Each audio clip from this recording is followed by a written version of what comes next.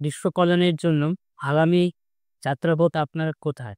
এইবার আমার যে বিশ্ব কল্যাণের জন্য যে আমি নেক্সট টা যাচ্ছি সেটা হচ্ছে জগন্নাথ।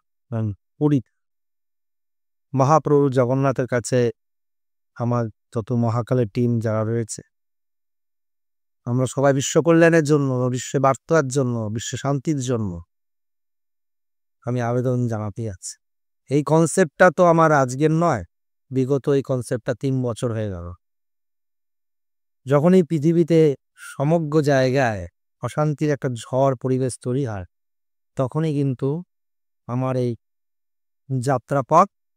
এর আগেও আমি কিন্তু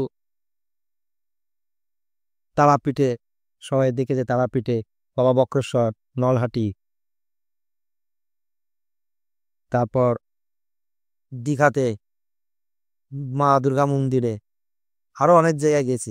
এবার জগন্নাথ পুরীতে আমার নেক্সট সমগ্র বিশ্বে শান্তির জন্য মহাপ্রভু জগন্নাথের যাওয়া, তাদের সবাই শান্তিতে অবস্থায় ফিরে আসুক। ধর্মের লড়াই না করে মানুষকে একটা সমঝোতাতে মানুষ শান্তি অবস্থায় ফিরে আসতে হবে। এখন খুব কঠিন পরিস্থিতি, এর আগেও আমি ভবিষ্যৎবাণীতে বলেছি যে মানুষকে শান্তি অবস্থায় ফিরে আসতে হবে। মানুষ যদি শান্তি অবস্থায় ফিরে না আসে, তাহলে কিন্তু পৃথিবীতে মানুষের আগামী দিন কিন্তু খুবই খারাপ সংকেত আসছে। দেখা যাক বাকিটা বাবা মহাকাল এবং জগন্নাথ প্রভু কি চায়।